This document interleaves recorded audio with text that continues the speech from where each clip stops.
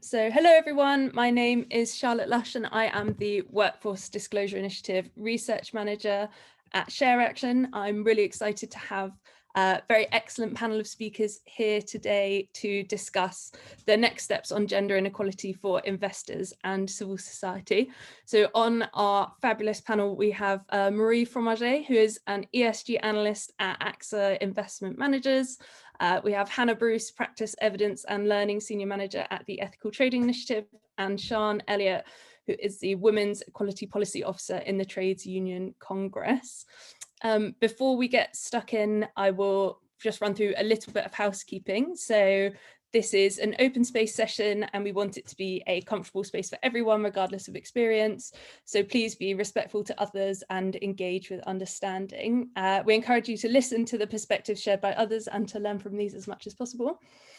We're also mindful that most people may be at home and interruptions may happen from children and pets and so on, and that's obviously absolutely fine.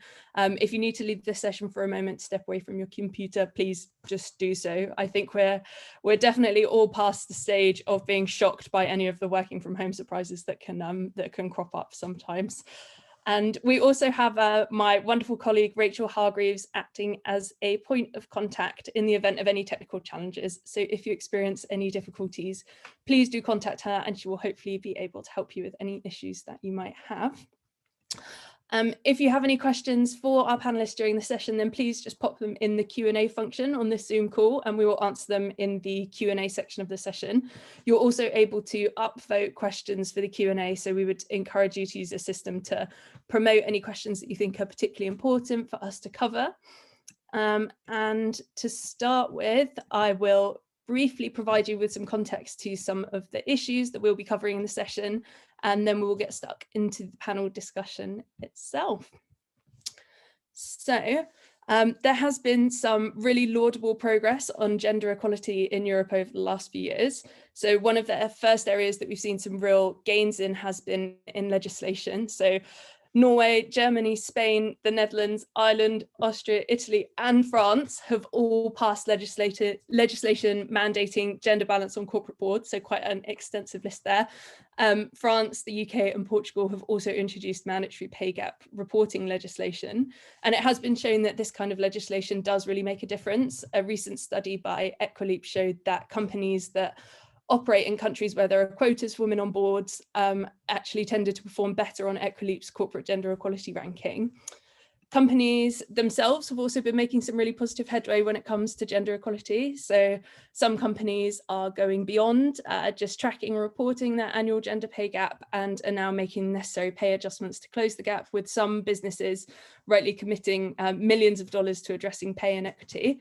Companies are also starting to open up when it comes to data on gender inequality as well. So for example, by publicly sharing data on sexual harassment complaints and occurrences and publishing more detailed data on gender equality and their workforce through initiatives like the Workforce Disclosure Initiative, or WDI, a yearly survey on companies' workforce practices. And lastly, investors have also been taking some really great action to promote gender equality as well. So in 2019, a coalition of 66 investors representing more than 4 trillion euros in assets under management called for increased transparency on gender equality and urged companies to sign the Women's Empowerment Principles. There are also investor-led initiatives aiming to ensure investment support women. So the Women Investing in Women Win-Win initiative, for example, focuses on both empowering women as investors and empowering women and girls through investments as well. And more broadly, the number of gender lens funds has quadrupled in the last 4 years. So it's really highlighting the much greater emphasis that's being placed on gender and investment, which is great. I think also, perhaps unsurprisingly, civil society has been really central in the progress that's been made so far, with NGOs, coalitions and multi-stakeholder partnerships really driving action on gender equality and ensuring that the needs and experiences of women are kept at the heart of kind of corporate and investor action.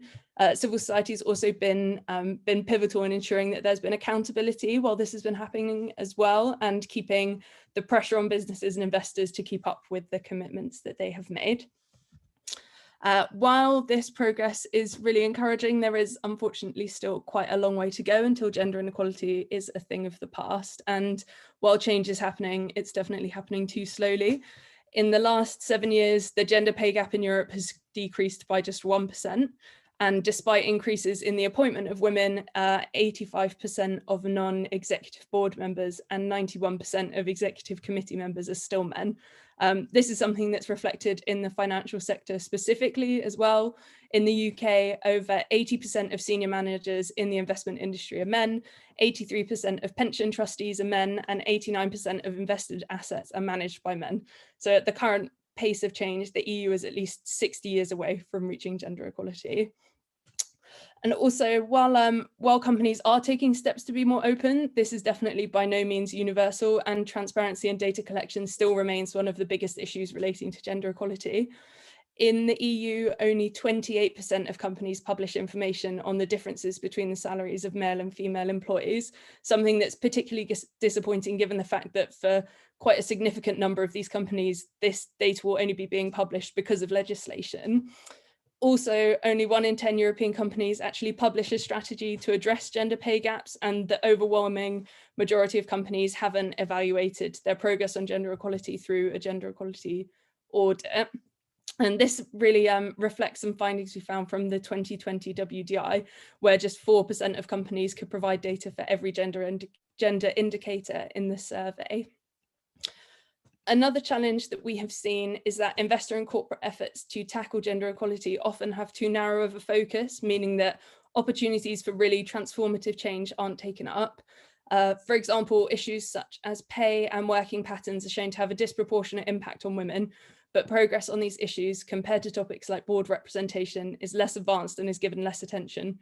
Just 9% of European companies published a guarantee of a living wage, and only 25% offer flexible working arrangements.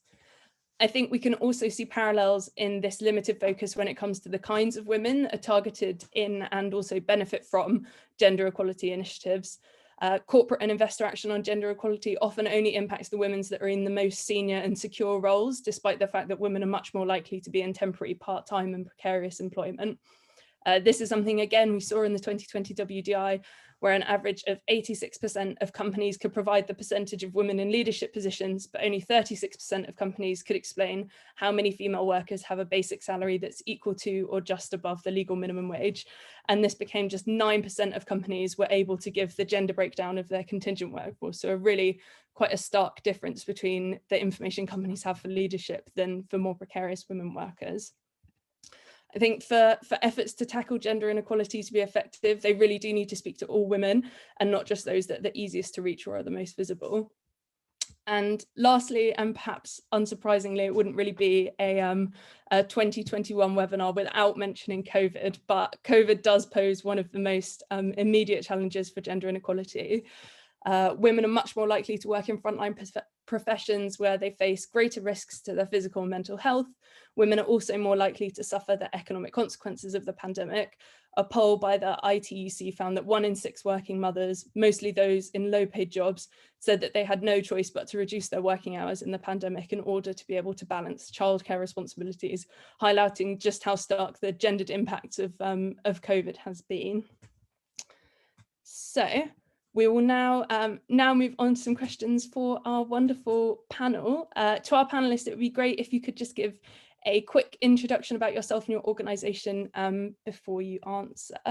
So the first question I have for all of our speakers is, what are the asks beyond board level inclusion that we need to see to truly address this challenge? I think I'll hand over to Hannah first on this one for some insights from the supply chain perspective. Thank you very much, Charlotte, and hello everyone. Thank you very much for having me today. It's a pleasure to join this session.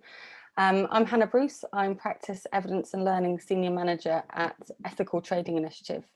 Ethical Trading Initiative is an alliance of companies, NGOs and trade unions that works to address labour standards in global supply chains. And we work across a number of different sectors. So we have a huge range of company members, many of which you will be familiar with, who dominate your high streets, your main supermarkets, etc. And my work with the organisation, I've been with ETI for nearly 10 years, working across a number of our programmatic areas. So this is work that we undertake with our members to think about collaborative approaches to addressing some of those significant labour challenges and labour supply chain challenges that exist in the supply chain, which are often very difficult for companies to tackle independently and alone, and really thinking about how we can encourage much greater collaboration between civil society and with trade unions as well, both globally and locally. So, and as a labour rights organisation, we have a set of code of conduct, our base code, which is made up of 9 labour codes, which is very much aligned with the ILO core conventions around decent work. And as companies of who are members of ETI, they sign up to trying to tackle these codes throughout their supply chain. So it ranges from issues around forced labour, to child labour, to occupational health and safety, to discrimination in the workplace, equal treatment, equal fair pay, and having a living wage, and so on. So from today, I kind of really wanted to give you a little bit of a perspective from the way that we see it, and the work that we feel is really significantly important for businesses and investors to think about in relation to those global supply chains that many of us are so heavily reliant on, and on a day-to-day basis within the globalized world that we do live in today. And Charlotte, you highlighted that, you know, there is still significant work to be done. We're by no means done in terms of ensuring that there is gender equality across in relation to companies, also in our society, and in our global footprint. And in order to bring this to life, maybe I wanted to provide just a short snippet of a video just to highlight some of the reasons of why it's important for us to focus on. So I'll try and share my screen, and I'll try not to make it go on for too long, but hopefully this will be a good way of just setting a little bit of context to start off with. Shout if you can't hear it.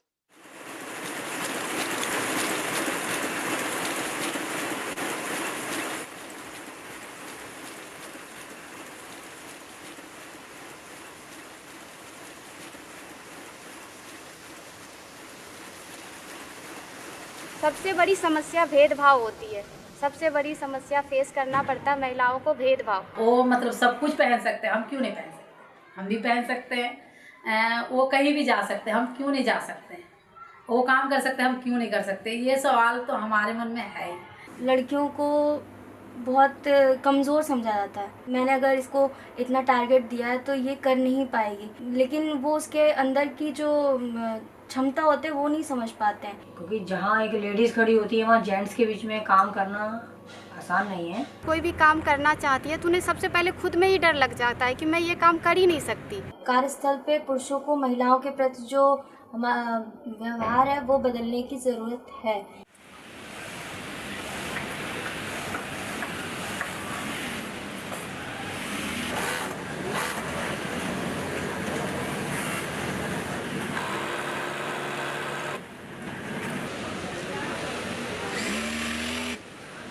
साल पहले Taylor थी, technical Taylor बनी, और यहाँ से जाकर machine की साफ़ सफाई करती हूँ। उसके बाद मैं पीस बनाती हूँ, तो कोई भी पीस, गारमेंट्स भी बना लेते हैं, रजाई का कवर, तकिया, फूल्ड बनते हैं।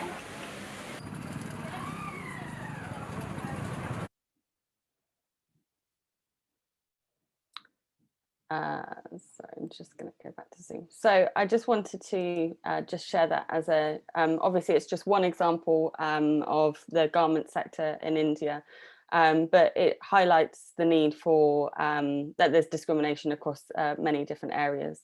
And so in particular, you mentioned COVID-19, and COVID-19 has certainly exacerbated the challenges that many women in particular face in different parts of the supply chain. So for example, Care undertook a report, and it indicated that particularly for the garment sector, there were significant impacts on women in relation to livelihoods, food security and mental health.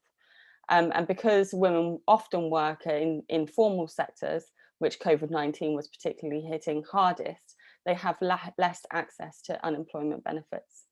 And so the heightened vulnerability that has been seen as a result of COVID-19 has basically exacerbated some of those inequalities previously. The ILO predicted that women account for approximately 80% of the garment sector workforce globally. Many of the sectoral impacts of the COVID-19 pandemic will disproportionately affect these women. And the impacts will be further exacerbated by the following factors: the fact that there's underlying practices of discrimination, violence and harassment within the workplace, underrepresentation of women's voice and representation in leadership, wage gaps, unevenly shared and unpaid care and family obligations, and domestic violence as well. So in order to have a strong recovery, it requires a really significant gender response and gender response measures to be put in place. So going back to your original question, you asked, what are some of the asks beyond board level inclusion? And there's three particular points that I'd like to focus on. Firstly, it's about taking responsibility. Boards taking responsibility for company action inside and outside of its operations is important. And this then basically means that companies start to think about moving beyond their traditional, what we often see as a social compliance approach. And this is ensuring that responsible businesses are formally integrating the company's overall strategy, as well as sourcing strategies adopted by top management. And in order to achieve this, I think, things like setting KPIs that are used to measure and incentivize responsible business practice across a business, and evaluating how progress is being made and triangulating this information will be important. It's also important to fill the data gap. You indicated that there's very little information out there which is being collected in relation to where impacts are being felt and how many women are at different tiers of your supply chain. So in order to really have a thoughtful approach in terms of taking responsible approaches, you really need to understand the realities on the ground and across your supply chain. And by collecting more data, that's one way of getting a clearer picture and being able to then have focused, targeted interventions. The second point that I'd like to focus on is around traceability and understanding your operations and supply chains. And in order to do this, you need to undertake robust due diligence processes of your business operations. So we're included within that is around assessing gender pay gap across sector jobs. So it's also thinking about equal pay for equal work of equal value as well. And there's been quite a lot of work done around this to really think about, it's not just about individual jobs, about whether they're equal, but are jobs of equal value as well. And the third point that I'd like to focus on is around sourcing policies and decision making. Businesses have the power to invest in responsible areas of work. And so thinking about who your business partners are and how you're making informed decisions is important. So are there opportunities for considering gender considerations that can be integrated at different stages of your procurement process, and how you're investing responsibly in your supply chains. And then this is also, within this is also the component around sourcing policies, that you don't actively contribute to gender inequality as an unintended consequence of your decisions. And so just to share a little bit about a practical example that has been incorporated by a company. I just wanted to highlight a piece of resource which was developed by Primark in collaboration with Care, I believe, which was around toolkit for action on how businesses can tackle gender-based violence in the world of work. And the toolkit promotes 5 steps that a company can take. One is to prevent violence and harassment by identifying the potential risks. The second is to make a commitment to gender equality and diversity across the workplace. There's also a step around protecting employees with supportive policies and procedures. And then fourthly, to collaborate and campaign beyond the immediate workplace. And fifth, but importantly, is to be accountable and to monitor the actions that you're taking so that you can learn from those.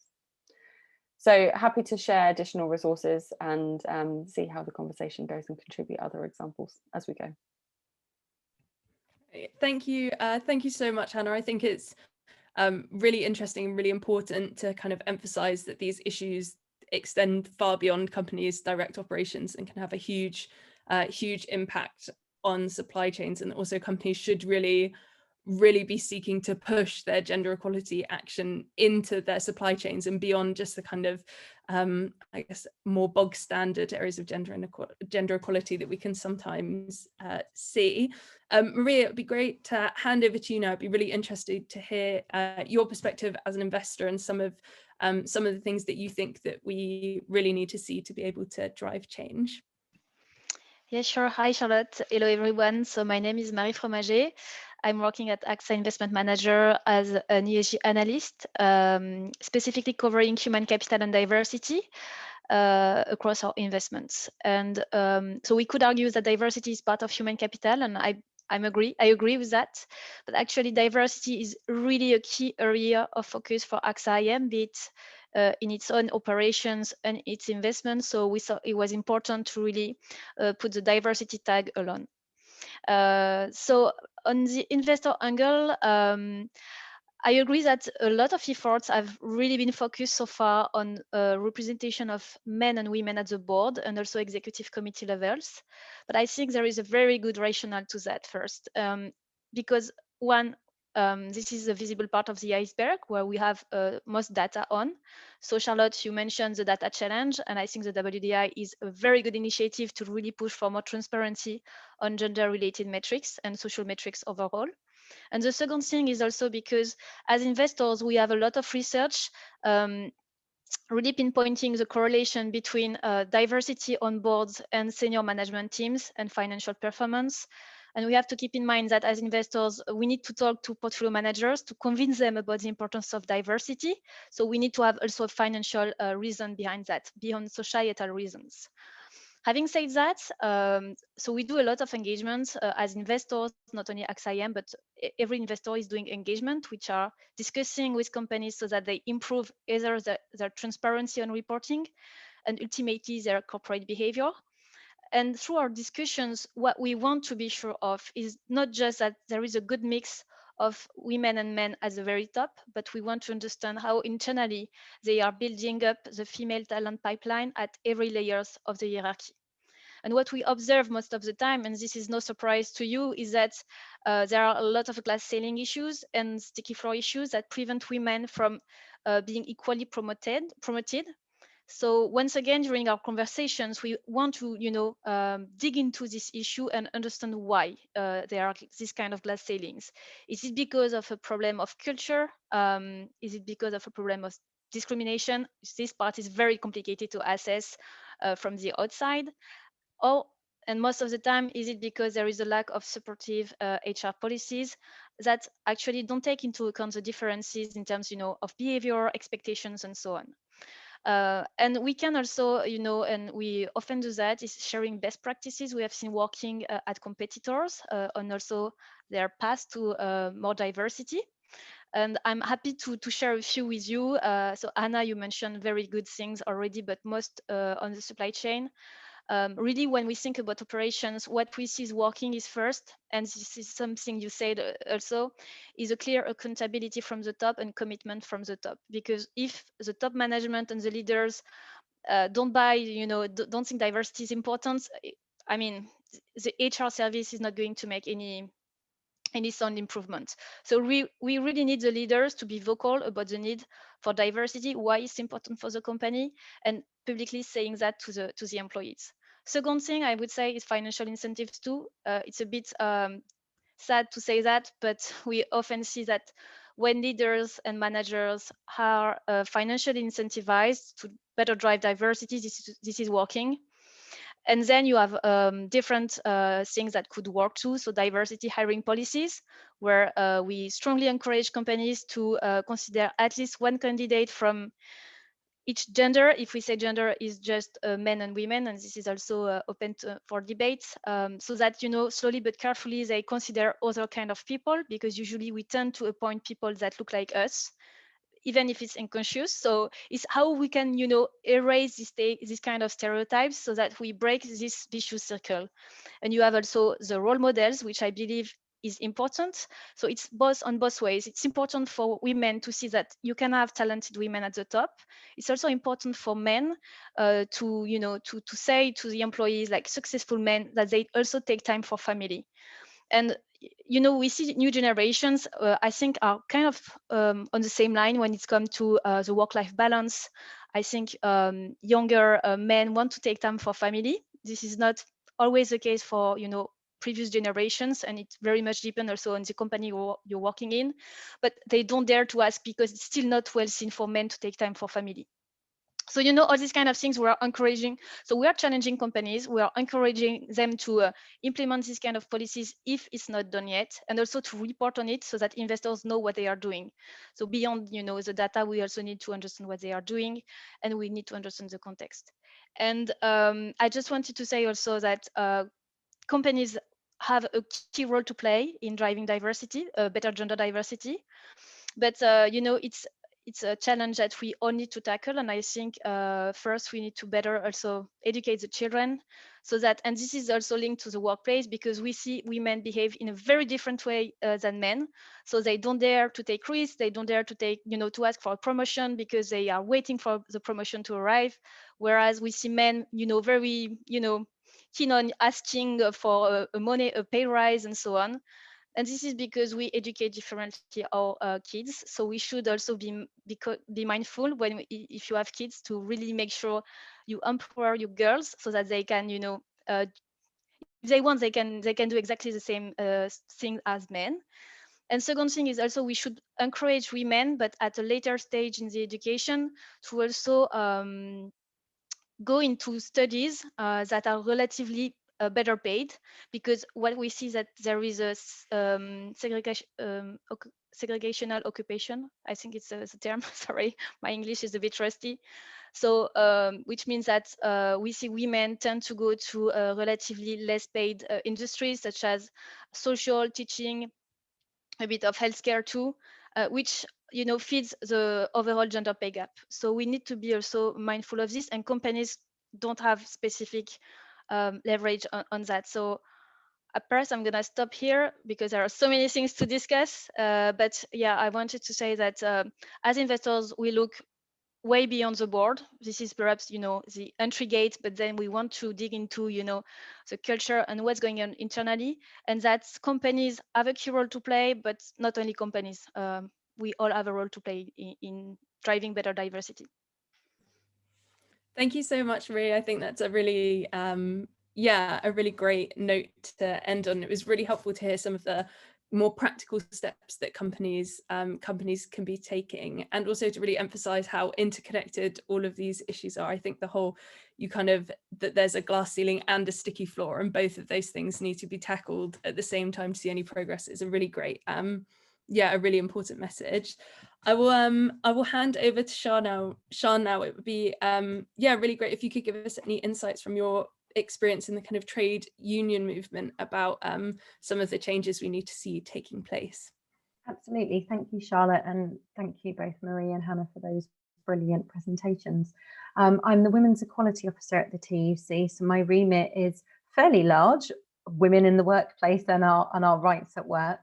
But at the TUC, we represent over 5.5 million working people in the UK, the majority of whom are women. Our membership is now over 55% women, and fighting for gender equality and equality in general is core to what we do along with our trade unions, whether that's fighting for equal pay, tackling sexism in the workplace, working to end gender-based violence and harassment at work, or fighting for a proper wage, a living wage, ensuring that workers get a fairer share of the profits that their labour helps to reap. And at the TUC, we're really supportive of interventions that are focused on improving the gender balance at leadership level and on boards, but we've long maintained the position that the focusing on women at the top will not solve the problem alone, for many of the reasons that have been outlined already. What we want to see is that top to bottom gender equality. And I love that sticky floor. I must remember that one. We did some research last year with the High Pay Centre, and it demonstrated how corporations are exploiting gender equality to maximise shareholder profit. Companies who source from poorer countries are often benefiting from gender discrimination as it lowers their supply costs. In supply chains where women are the prevailing workforce, our research found that the gap between their income and a living wage is 16% larger than when the supply chains are sourced from male-dominated industries. Our research also found that the pressures of needing to maximise profit for shareholders leads to exploitation and lowering of wages for those workers. In sectors with some of the best paid shareholders, so for example, food and drink, workers in those sectors were amongst the worst paid of any sectors. And to come to the UK, gender pay gap reporting has been introduced in the last few years, and that's really highlighted that occupational segregation that Marie was just talking about. Both horizontally and vertically, our workplaces are really segregated. Many of the worst offenders for gender pay gaps were in male-dominated sectors where few women get a foot in the doors of science, construction, technology, finance, and beyond pay. Initiatives often simply target recruitment, getting women into those sectors, target empowering women at the education level, but actually that's missing much of the problem, because many of those sectors, the environments that women are working in, are actually really unwelcoming. Employers might get them through the door through successful initiatives, but they can't retain them. And that's because there are very real cultural barriers in place beyond recruitment for many women, and very practical barriers too. So our research looked at STEM, and it found that women are often working with ill-fitting personal protective equipment, which was designed with men in mind. And we've seen that come to the fore during this crisis, where women have been put at disproportionate risk working in the health and social care and other roles where the PPE doesn't fit them properly, and therefore it's not effective. We've heard from women working in communications and engineering that there are no female toilets or changing facilities when women are menstruating. There isn't any availability of flexible working. There aren't family-friendly working policies such as paid parental leave. And often those workplaces, sitting around many of those practical challenges, are quite toxic masculine cultures where sexism and sexual harassment is enabled. Many of you may have seen the viral video from 2 weeks ago now of the Handforth Parish Council. It was shared really widely. Jackie Weaver has become an internet sensation, and many people shared that video for its more comical elements. After a year of online Zoom calls, we can all relate to the mishaps and the blunders that we saw. But many women, and myself included, watched that video and recognised the way in which Jackie Weaver was mocked, shouted at, laughed at, abused for being a woman daring to try to assert some authority in a man's world. That's the kind of environment that means even if you get women off that sticky floor, you get them through into those sectors, it's hostile to them. And that can be whatever level of an organisation they're working at. And that isn't to say those problems are isolated to male-dominated sectors. Even in female-dominated sectors, such as retail, education, health and social care, exactly as Marie was saying, they all have a workforce, over 2/3 of which is female. But when you look at the pay gaps and where women are concentrated and where men are concentrated, women are occupying the low-paid, often menial, public-facing work, but very essential work, while men are installed in offices in management role in far higher paid positions. And TUC has found that the biggest factor driving those pay gaps is not the paucity of women at the top, but it's the overrepresentation of women at the bottom. And while the two things are linked, by fixing women at the top, we're really missing that big, much broader picture of what's going on for women, and you don't tackle one of the key issues that feeds into poverty and low GDP for a country and productivity for a business, which is the low pay of the women at the bottom. That means our focus and the asks that we put towards investors has got to be around driving deep-seated cultural change, building inclusive, diverse workplaces where everybody earns a living wage, where those at the top understand and design policies that respond to the different experiences and barriers faced by different groups of women. And Charlotte, you touched on this, that TUC published research last November that found disabled women face a pay gap of 35% compared to non-disabled men. That's double that of the average gender pay gap. And they face an employment gap compared with non-disabled women of over 20%.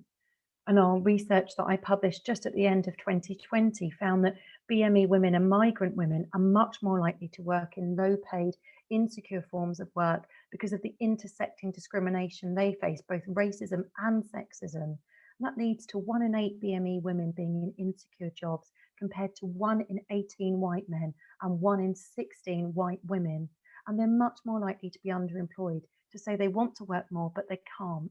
And so one of my key messages would be that it's only by taking the needs of women in their fullness, understanding their different identities, the different barriers they're coming up against, taking them into the account from the outset, driving cultural change and practices that tackle that we can genuinely impact gender equality. So my 3 asks are quite brief. As an investor, be sure you're asking the right questions. Ask for data that goes beyond just reporting what your gender pay gap is in the business. We want a narrative, an action plan that you're held accountable to, showing that you're taking action to drive down that gender pay gap. Alongside that, monitor what's happening to women with those intersecting identities. Make sure you're collecting data, measuring and reporting action on ethnicity and disability pay gaps. Employers need to be doing that, showing investors that they're doing it. And then to come on to that last point of mine, we know pressures to maximise profits for shareholders lead to wages being driven down. And so it's about ensuring that before dividends are paid, is everybody in that supply chain, in that organisation, receiving a living wage, calculated using an independent standard, but are the steps being taken to ensure that everyone is paying prices that mean workers have a living wage they can live on? So I'll end it there, Charlotte, but thank you. Thank you so much, Sean. I think that was yeah, incredibly speaking interesting as for all of our speakers so far, and I think it's really really great to kind of emphasize the subtle and ingrained nature of the sources of some of these issues and how they are based on structural power disparities, and that unless you take, and the kind of intersectional nature of them, and unless you do take a really in-depth approach to it, things aren't going to get done. Taking a surface kind of and slightly perfunctory and shallow thing is not going to be able to undo centuries of sexism. So companies need to kind of step up and recognize that in their response. And I think that's a really great message to share. Okay, well, I will move on to our next question for our panel now. And after that, we'll have some time for a Q&A. So please, if you do have any questions, please pop them in the Q&A box, and we will get to them when once we've gone through this question. So the next question that I have for our panel is, what do you think the role of investors is in levelling out these inequalities, and what should we be urging them to do? I think I would be remiss if I did not give the investor question to start with to Marie. So I will hand over to you first. Thank you, Charlotte. So I think, well, investors have a big role to play in further driving gender equality and diversity overall. So I would like to send positive messages. First is that we see many more investors adopting gender lens investing strategies. So at AXA IM, we have a women empowerment fund, but I noticed that at various competitors, they launched in the past few years kind of similar strategies, which is very positive for the market. I also see that companies are much more willing to discuss because once again, engagement is a big part of our activities. We try to go beyond the data we find because most of the time we don't have a lot of data. So we want to understand a bit more the context and ask. It's always important for us to have a conversation with companies because we know also that they cannot report on everything they do. So we realize they are much more willing to discuss with us on this thematic. So I think because they realize it's important for investors, but I also think not only investors, I also saw with some social movements such as the Me Too movements, if we stick to gender diversity, that it's something important. And these people out in the streets protesting to have more equality and to take into account, women, they can be their employees and their clients. So they need to take position on this very important issue. And also, as you mentioned, Charlotte, in your introduction, by the regulation, which forces them to also look at diversity. So we have the quotas, we have the gender pay gap in the UK, the French Equality Index in France. All these kind of measures are developing, I would say, are driving companies to really take into account diversity. Now, investors have the power also to change things because they have, the voting power. But I think the voting power is something which is very powerful because it scares companies to see investors casting a decent vote during AGM. This is something they really don't like. But before we do so, we engage once again with them. And we see many more investors engaging with companies on the diversity issues, be it on their own, but also in collaboration with other investors. So at AXIM, we were part in the UK of the 30% Club Investor Group, and we saw a very good momentum and very positive results. We decided 3 months ago to replicate the initiative to the French market because it was brand new. Engagement is very new in France, and there was no coalition of this kind. So it's just targeted at executive committee levels because, as you know, we already have a quota on boards, and this is going very well. I think it resonated very well in the market, both on the companies and investor side, because we have new joiners every month, and we didn't campaign for that. So they are approaching us on a voluntary basis, meaning that they are interested, in joining forces in this quest for more diversity at invested companies. And also on the company side, we had very good feedback from the main French listed companies so far. So I'm very optimistic for the future.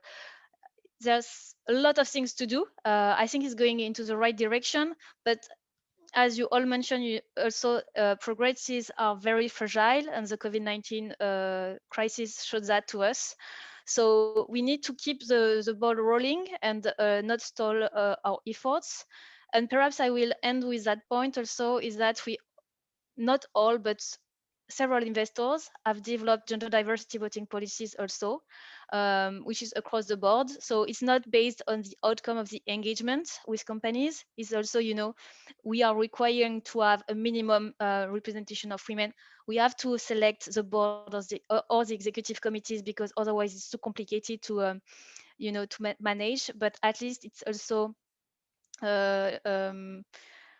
I would say educating the market and the companies that it's not just about climate. Climate is very important, but there are also ESG issues that investors are very much looking at. So I think all of these things done by investors are something positive, and they are, in my opinion, they are developing well. Thank you so much, Marie. Yeah, it's really, really great to see the example of AXA-IM and how they are kind of really walking the talk when it comes to gender equality, with it being being incorporated into voting policies and things like that. And we know that that's something that can have a really big impact on companies' behavior. So that's really great to see. Hannah, I'll hand over to you now. It'd be really interesting to hear your thoughts on how you think, on what you think the kind of steps that investors can take to address gender equality, particularly in supply chains. That would be great. Yep, thank you. I think that there's a real opportunity for investors to think about the role that they obviously, the leverage that they have within a company, and the ability and position that they play to be able to promote certain areas of activity, which, you know, might not be the first natural steps that a business might be looking to undertake unless it was you know, an element of investment or business security that was tied to it. So I wonder, you know, just really about thinking about not just, you know, discrete pieces of investment which support individual project areas, but really integrating it into the broader approach in terms of how do you make decisions about which companies you're engaging with. And I think by asking these questions as much more of a day-to-day process of your investment decisions, it helps to raise kind of the level playing field, right? If we have more and more investors asking the right types of questions of companies about what are they doing in their own operations and outside of their operations and supply chains, I think that's a real good way of kind of galvanizing some of that action. Secondly, I think that there's an opportunity to think about promoting and ensuring that companies actively promote and work with their supply chains on gender inequality and inclusion. And so that's really thinking about investing in companies that take business approaches that actively promote and work with its supply chain on gender inequality and promoting women's leadership. And that could be really about asking about where they're making business decisions, about which suppliers they're engaging with, how are they understanding what the inequalities are within their supply chains, how are they collecting data, rather than solely firefighting. I think we often see that companies can be in firefight mode and very responsive rather than being proactive to the challenges that we know exist. And thirdly, I think I'd like to focus on integrated and how can the gender equality be integrated into everyday investment decisions. So as I mentioned, not just siloed with individual initiatives, but investing with a gender lens. And you know, I am not an investment guru. You know, this is not my area of expertise, but I imagine that there's an opportunity to have much more integrated and targeted approaches. And we're seeing that, you know, there are a lot more questions being asked around other issues such as climate change, but actually they're very integrated and entwined. And there's an opportunity for all of these elements to be kind of clubbed together and really thinking about that broader responsible business approach, which focuses on the E and the S and the G of ESG, for example. And so one point to pick up on is why would we do this, right? And particularly because I think it makes business sense. Because we see that, you know, in companies that do take a particularly more gender equitable approach, it increases, you know, better morale within the workplace, it decreases absenteeism, it reduces accidents within the workplace, it helps to improve retention of skilled workers, and you have a healthier workforce. And ultimately, then that will lead to better quality in terms of the products that you're producing, and better planning, higher productivity within the workplace, and improved customer relations. And then lowering the risks that you have within the business in terms of disruption and the increased costs that it can be associated with that. So I think it basically makes business sense in order to be able to do it. Great. Thank you so much, Hannah. And I think I think it's really really great to highlight that this is in companies' interests as well. It's mutually beneficial, so there's not really an excuse, in my opinion. Okay, Shan, I will hand over to you. It'd be really interesting to hear more from a kind of trade union and worker perspective. What you think investors can be doing to really drive change. Well, I think just exactly as Marie and Hannah have said, we're seeing a real sea change in terms of social investment, and it's a really exciting shift towards recognising the role that finance can play in creating social good. And we, of course, advocate using a gender lens to invest based on the premise that Hannah's just outlined. Financial outcomes are material to gender outcomes and vice versa. So it makes business sense, and it makes sense on a human rights, on a basic humanity level.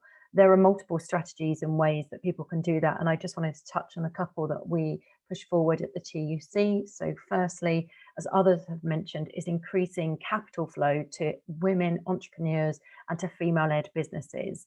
And investors can immediately look to their own portfolio to see whether their investment and resources are driving gender equality, because all the evidence suggests that female-led businesses are less likely to be invested in than male-led businesses, even if the proposition is almost identical. And Ennis studies have documented the dearth in capital and the really odd treatment and the additional barriers and obstacles that are put in front of women when they're seeking capital as opposed to men. And investing in women, and particularly thinking about what I was saying earlier about different groups of women, investing in Black women, in disabled-led businesses, in a diverse range of entrepreneurs, it plugs another gap, because we've seen and evidenced a discriminatory credit gap that is witnessed between men and women, but also between white and BME business owners, for example. A second strategy is around targeting capital at ventures that are gender progressive, both in terms of their diversity within their workforce as well as in their board, but also how they operationally practice. Investing in ventures which exhibit good equality practice, have good employment practices, also supply chain choices and standards. And that's where investors can play a really influential role, because it's about asking the right questions. For us, of course, one of the key questions is your workplace unionized? Are all of those involved in your organization? Do they have union representation? Because OECD evidence tells us that unionized workplaces are safer, they're more equal, so you're less likely to get equal pay claims. And that can be between men and women, but between Black and white workers too, disabled workers and others. And they're more likely to have family-friendly policies that attract and retain a more diverse workforce. So is your workplace unionized? And then is there worker representation on your board? And are workers being listened to and heard? It needs to be more than just one single worker on that board. Do they have enough power and representation on that board to be able to influence decisions? Can an employer, can a business provide an equality map of where women and others with protected characteristics are employed across the business, including, crucially, any outsourced workers? Are BME women, are disabled women, are women concentrated in certain departments in lower paid roles within an organisation? And to bring in that COVID point, in times of economic instability, we know equality is often squeezed out as businesses seek to cut costs. Here, shareholders can really hold businesses to account on some of the decisions they're making right now. Have they, at the start of any redundancy processes, consulted with staff? Are they doing a quality mapping to make sure that they're identifying actually if the groups that we're going to be making redundant, are they overwhelmingly women? Are they overwhelmingly disabled workers? Are there any fire and rehire tactics going on? Because we're seeing that a lot at the moment. And perhaps the most obvious and certainly the most direct equality and impact investment strategy that we would talk about is investing in ventures that are directly focused on tackling inequality. These can be divided into two types: a venture that's working to address symptoms of inequality and those working to tackle the root causes. But of course, the ultimate aim of both of those is to deliver on and to change equality. So there's significant evidence that in the case of investing in ventures that are targeted at eradicating inequality and are led by women, both in terms of financial and social returns, are likely to be higher. So hopefully adopting some of those strategies means that investors can really be accountable for where they're investing their money and ensure that their resources are being used to advance gender equality and to tackle inequality experienced by many across the workforce. Okay, thank you so much, Sean. I think yeah, and I think a really interesting point about how companies can extend gender equality beyond their own workers as well. And I think similar kind of parallels to what Hannah was saying on supply chains, that it's not just about kind of taking an approach of being like, what's the smallest and closest constitution of women or any group that we can focus on. It's about really looking at the entire footprint of your operations and seeing how can we make positive change. So we have had some questions from the audience, which is great, and we will have some time to answer them now. Please do keep your questions coming in if anything pops up, and we'll try and address as many of them as possible. I think for the first question, which I will direct to Marie, which is, you spoke about the fact that there is more data and research around diversity than there is for other workforce topics, but within the topic of diversity, are there certain data points that are more easily accessible and well collected by companies, and which ones are still rarely collected? Okay, thank you. Just perhaps a small precision on my side. There is more research, yes, on diversity and the financial importance of diversity than in other social, thematics. But I think there are also research around other kind of social thematics. And in the topic of diversity, actually, and it kind of be striking to most of you, but even so, we mostly have percentage of women on board. It's easily accessible. Percentage of women at the executive committees, okay. Percentage of women working in your company, okay. But then even percentage of women as managers, this is a data that seems very like easily reported, but actually it's not.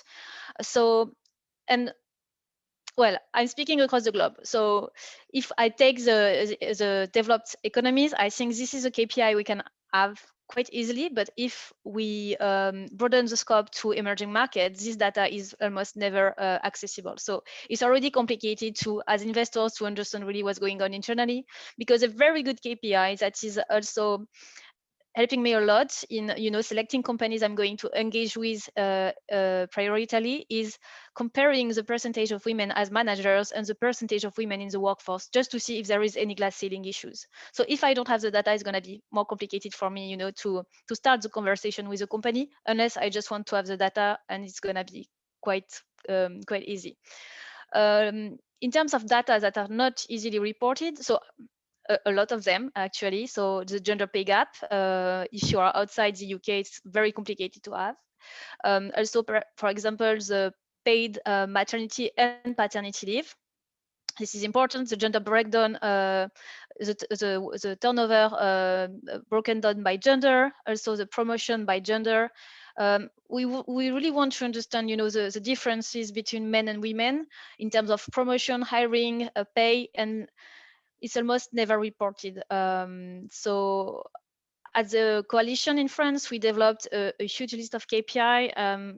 It goes far beyond the WDI, which is already great, but we really wanted to go into the details, and we are asking companies to really report on other KPIs that we think are essential. And it's also covering supply chain.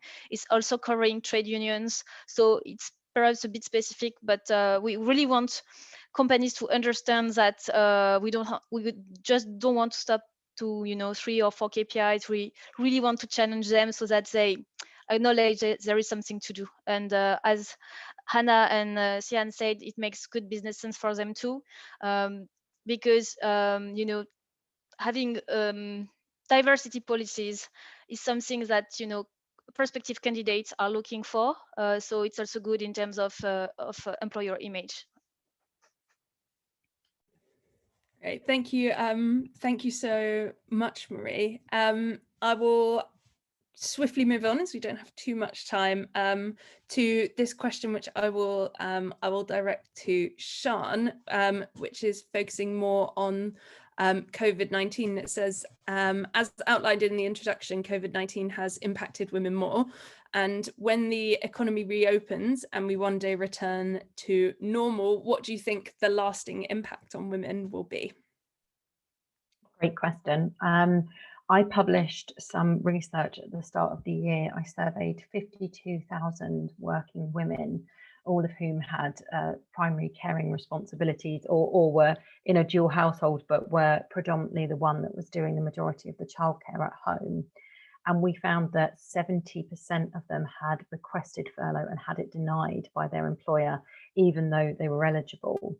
And this is just, that alone tells us what's happening to women right now. The disruption to schooling, to care, is having a huge impact on women's employment rates. What we're seeing in America, we're seeing it across the world, is that women are being driven out of work, or they're being forced to reduce their hours at work, as both the caring needs of young children become a huge issue, where you haven't got the normal schooling and childcare that you can rely on that enables women to maintain employment.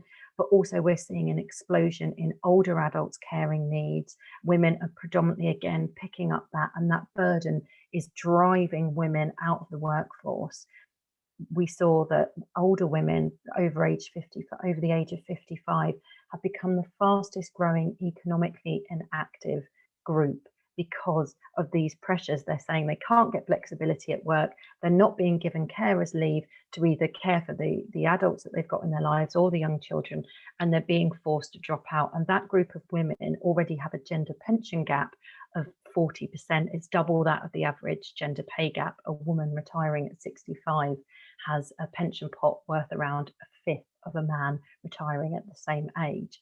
And so what I think we're going to see is more of that, more of women being forced to elect themselves out of the workforce because of those caring responsibilities. And what we've seen, there was a report last week from the Women and Equality Select Committee. It's looking entirely in the UK, but what it said is that our government's plans for economic recovery heavily focus on male-dominated sectors like construction.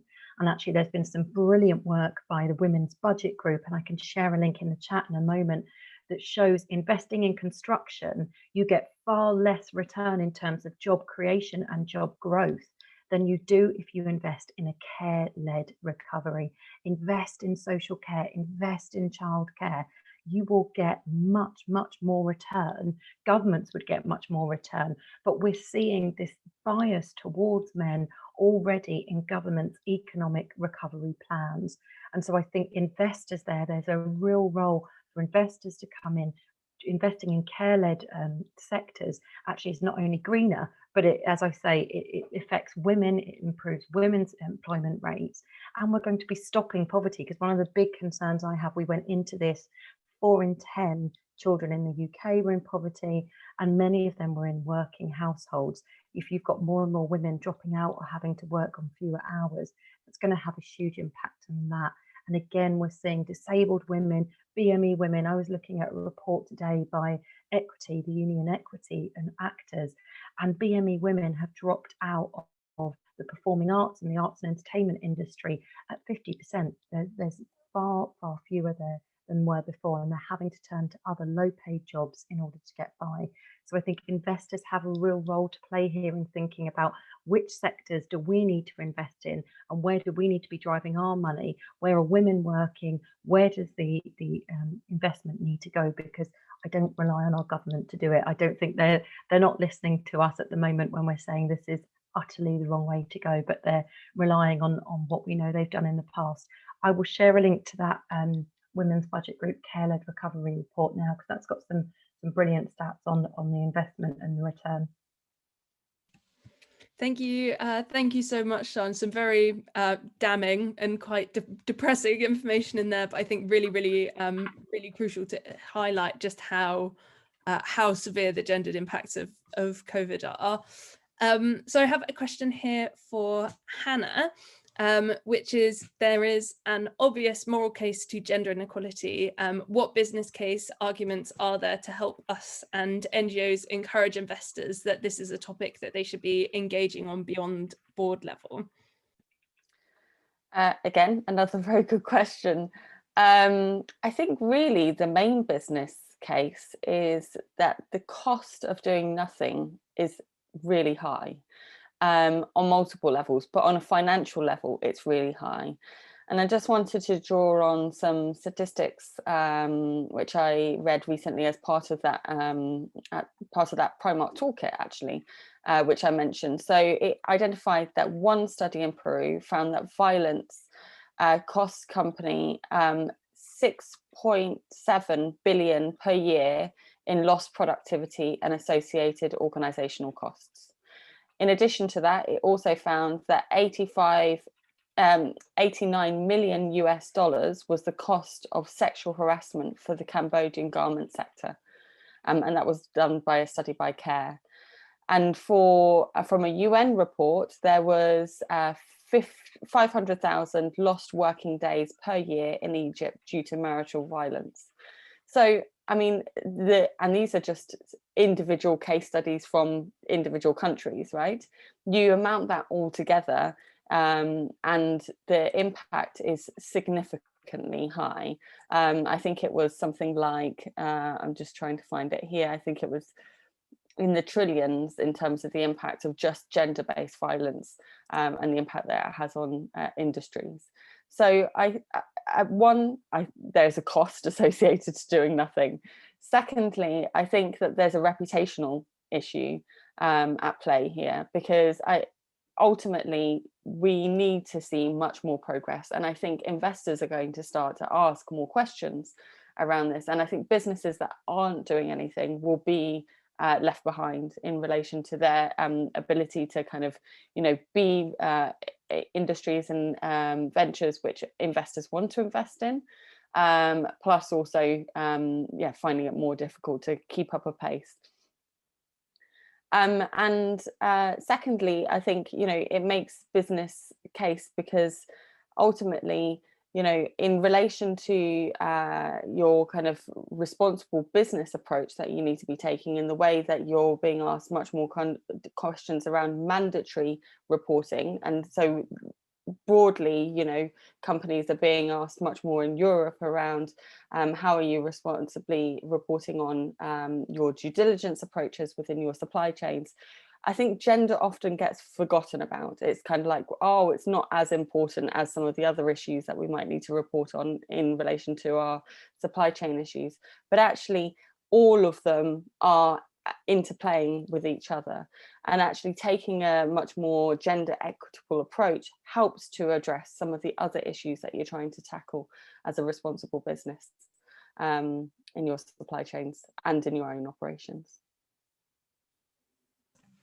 Thank you so much, Hannah. And I think kind of speaking to a message that we've really seen coming out today, which is the real interrelatedness and reinforcing power of gender equality, and how the benefits of tackling it extend far beyond just kind of improving diversity and inclusion and things like that, and how it really is something that's so woven into kind of other aspects of human capital management, of being a responsible business. So it really is not something that can be perhaps either looked at in silo or kind of put at the back of the queue because it's like a discrete issue, because it really isn't.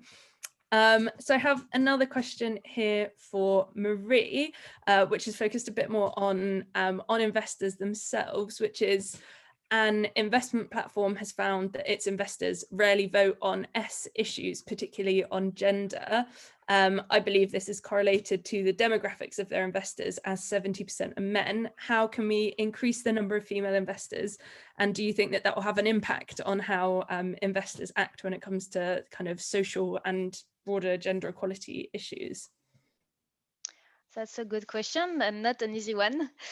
So I'm a bit surprised that yes, the investors don't vote a lot on social issues, but I think your assumption might be a good one. And how we can attract more female investors. So I think it's perhaps a bit of a chicken and egg story. So I don't know which platform you are referring to, but I think I kind of remember a study saying that women as investors are also a bit left behind, because financial advisors don't know how to speak to them. So financial advisors should understand the expectations of women. They have different appetite for risk. They are expecting other things, not only return, but perhaps also more, social or environmental positive impact. So I think I would start from there, is how I can increase my investor base, taking into account, once again, the differences in terms of expectations of investors. And if we attract more female on this platform, I would also assume, and you have studies actually highlighting that women take care more about sustainability issues, such as new generations. So my guess would be that yes, if we have more women as investors on this platform, we would vote for more social issues and more ESG issues on the whole. Great, thank you. Thank you so much, Marie. So I have a question here for Sian, which is about the kind of role of voluntary versus mandatory measures for corporate gender equality, and if you think that the change that we need to see can be achieved without any more mandatory measures, or if you think that kind of the more regulatory legislative approach is really necessary to get companies to kind of get to the place we really want to be at. I think unsurprisingly, I'm going to say we absolutely need more mandation. We need really significant reform of our corporate governance system.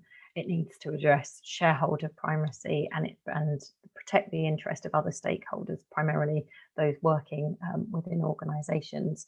And I don't think we're going to get that without government intervention. Some of the ideas we put forward in our report with the High Pay Centre, no dividends if no living wage, as I mentioned earlier, making sure that before any dividends are paid, any bonuses are paid to executives, that all workers within that supply chain and within that business are all receiving that living wage.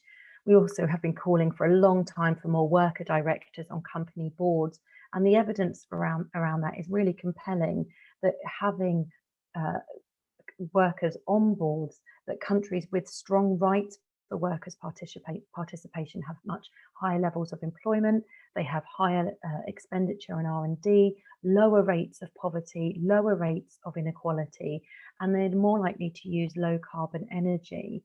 We're not going to see that unless it's mandated, I don't think. And we want to see worker directors on board compromising around 1/3 of the board, as I said earlier, to make sure that they're able to be properly influential.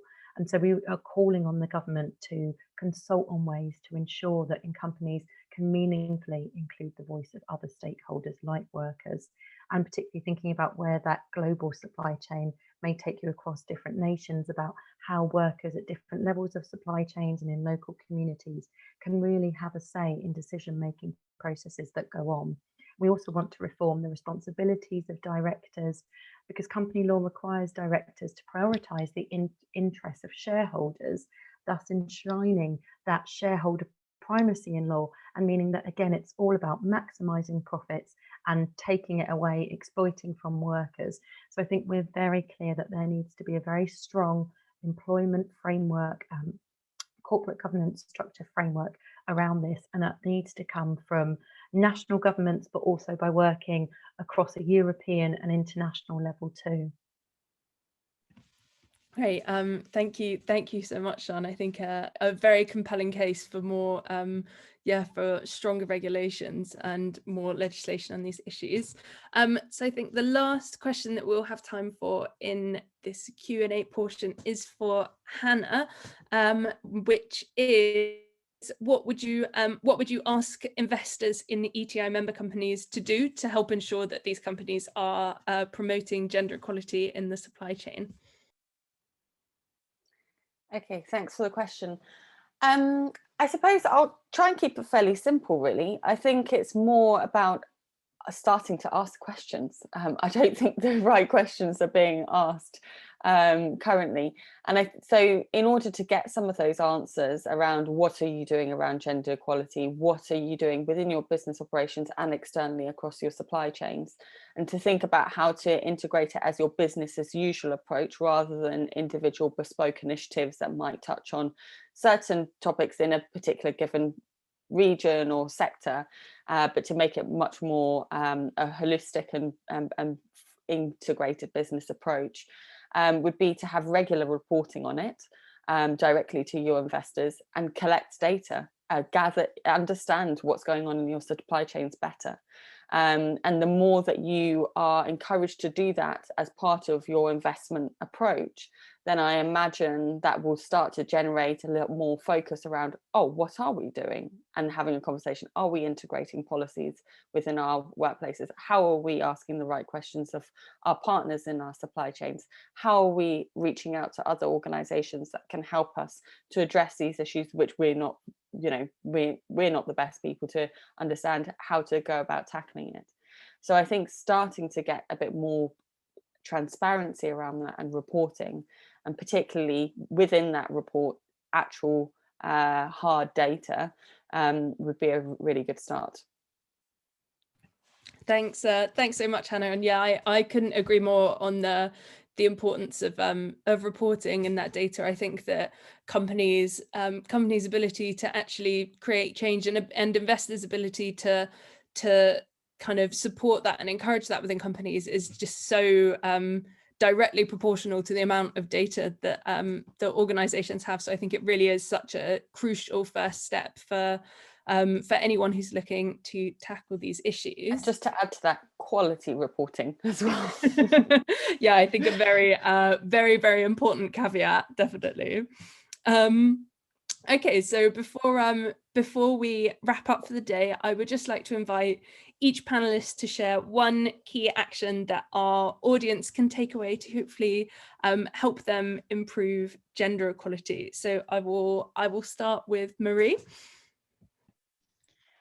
Okay, I'm gonna share something that is not easy to do. I think we won't be able to advance gender equality in the workplace if we don't see a better split of unpaid domestic tasks, because women are still seen as the caregivers, and even in the OECD they do twice as much as men on unpaid domestic tasks. So I think, you know, well, we really need to see a shift in terms of domestic tasks, and men should be more involved. I think if we want women to be on the same step as men in the workplace. So it's a question also of education. So this would be my my takeaway for today. Great, thank you so much, Marie. Sian, I will hand over to you. Mine's pretty simple. I love Marie's suggestion, and I think that's absolutely brilliant. But I would add drive worker representation on company boards. Make sure there is proper representation, and that within that group of workers who's represented there, make sure that's truly diverse and equal, and ensure that any businesses you're investing in are unionized, because that is one of the quickest, fastest, safest ways to get equality in the workplace. Thank you so much, Sian. And Hannah?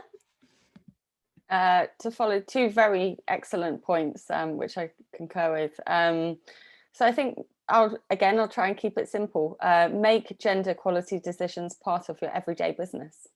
And yeah, really think about how you're doing it daily, at home and at work. Thank you so much. I think we've had three absolutely fantastic, very, very snappy, very simple kind of top tips there. So I don't think anyone will be leaving this session with any excuse apart from going and flying the flag for gender equality everywhere. I think that it kind of makes sense to wrap it up there. I'd just like to say absolutely massive thank you to our fantastic speakers for such a stimulating conversation, and to our wonderful audience as well for such thought-provoking questions. We have some great resources from our speakers covering some of the areas that we've spoken about. I will pop a link to all of these in the chat box now in case you're interested in finding out more. But I hope that everyone's enjoyed the session. I have. I feel like this has been a great use of my yes, and yeah, just a big thank you to all, and have a great day. Okay. Thank you very much, everyone. Thank you. Goodbye. Stay safe.